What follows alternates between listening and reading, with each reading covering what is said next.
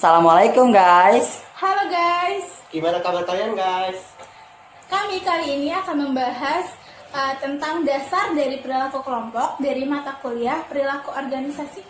Nah, sebelum kita menonton video selanjutnya, kita akan memperkenalkan diri kita masing-masing. Pertama dimulai dari sebelah kanan saya. Halo, nama saya Widya Lestari. Dengan saya Teguh Wibowo Adi Kurniawan. Sebelah kiri saya. Halo, nama saya Romanda Reza Kusuma. Guys, ngomong-ngomong, apa sih yang dimaksud dengan dasar perilaku kelompok? Kalau gitu, langsung saja yuk kita lihat video berikut ini untuk penjelasannya. Selamat menyaksikan guys. Oke teman-teman, sekarang kita masuk ke dalam materinya, yaitu dasar dari perilaku kelompok. Yang pertama, apa sih itu perilaku kelompok? Perilaku kelompok yaitu suatu aktivitas yang dilakukan oleh seorang individu dengan yang lainnya untuk mendapat aspirasi anggota, berinteraksi dari setiap individu, dan saling bergabung untuk mencapai sasaran yang diinginkan. Selanjutnya yaitu klasifikasi kelompok. Kelompok didasarkan atas jenis-jenisnya, dapat dibagi dua yaitu kelompok formal dan kelompok informal. Kelompok formal diciptakan oleh keputusan manajerial untuk mencapai tujuan yang ditetapkan oleh organisasi tersebut. Proses organisasi mengarah pada pembentukan jenis-jenis kelompok yang berbeda. Timbul dua jenis kelompok formal yaitu kelompok komando dan kelompok tugas. Kelompok komando adalah seorang manajer dan semua bawahannya. Kelompok tugas adalah orang-orang yang secara bersama menyelesaikan tugas. Kelompok informal. Kelompok informal adalah persekutuan yang tidak terstruktur secara formal dan tidak ditetapkan sebagai organisasi. Pembentukan jenis-jenis kelompok yang berbeda, timbul dua jenis kelompok informal, yaitu kelompok kepentingan dan kelompok persahabatan. Kelompok kepentingan adalah orang-orang yang bekerja untuk mencapai tujuan khusus dan yang menjadi perhatian masing-masing orang.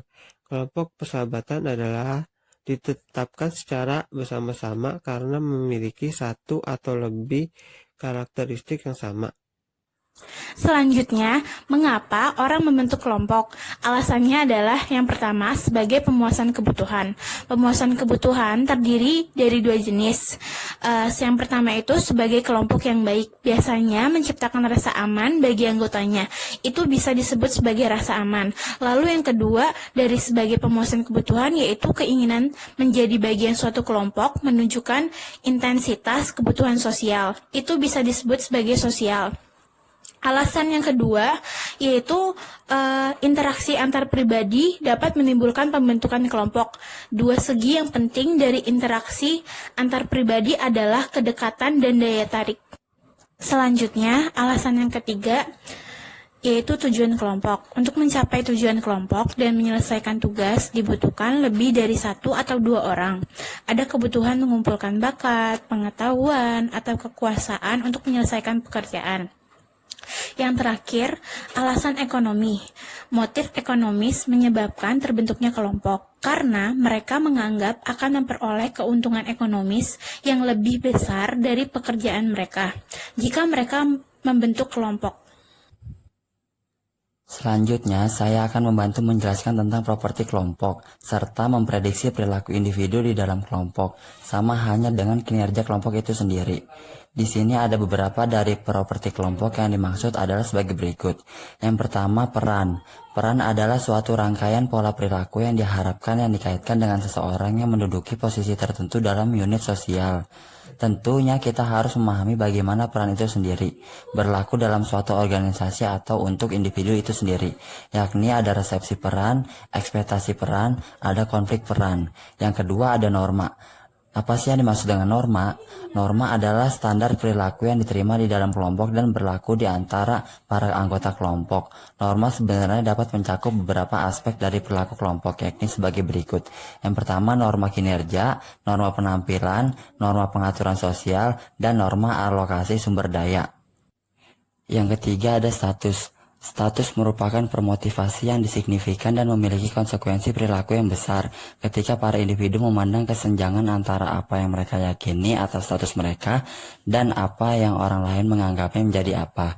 Ada menurut teori karakteristik status. Yang pertama, kekuasaan. Kekuasaan seseorang yang memiliki atas orang lain. Yang kedua, kemampuan. Kemampuan seseorang untuk memberikan kontribusi bagi tujuan kelompok. Yang ketiga, ada karakteristik. Karakteristik pribadi individu. Seseorang yang memiliki karakteristik pribadi akan dinilai secara positif oleh kelompok. Penampilan yang membagus, cerdas, dan kepribadian yang ramah. Yang keempat, ada besaran. Besaran suatu kelompok mempengaruhi seluruh perilaku kelompok, tetapi pengaruhnya tergantung pada apa variabel dependen yang kita amati. Maka, semakin besar kelompok seharusnya semakin efektif.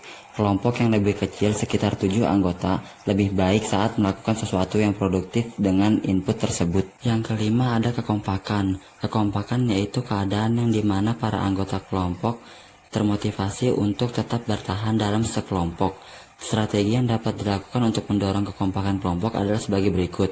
Membuat kelompok yang lebih kecil, mendorong perjanjian dengan tujuan kelompok, menstimulasi kompetisi dengan kelompok orang lain, memberikan imbalan pada kelompok bukannya pada para individu, mengisolasi kelompok secara fisik. Yang keenam, ada keragaman, yakni sejauh mana para anggota dari suatu kelompok memiliki kesamaan atau berbeda dari satu sama lainnya.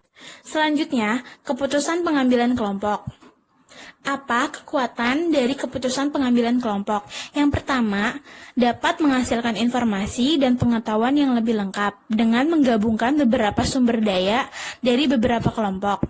Yang kedua, efektivitas dan efisiensi keputusan kelompok umumnya lebih akurat daripada keputusan rata-rata individu dalam suatu kelompok. Apa kelemahan dari keputusan pengambilan kelompok? Kelemahan pengambilan keputusan kelompok umumnya menghabiskan waktu karena kelompok-kelompok umumnya memerlukan lebih banyak waktu untuk mencari solusi atau mufakat. Sekian video dari kelompok kami.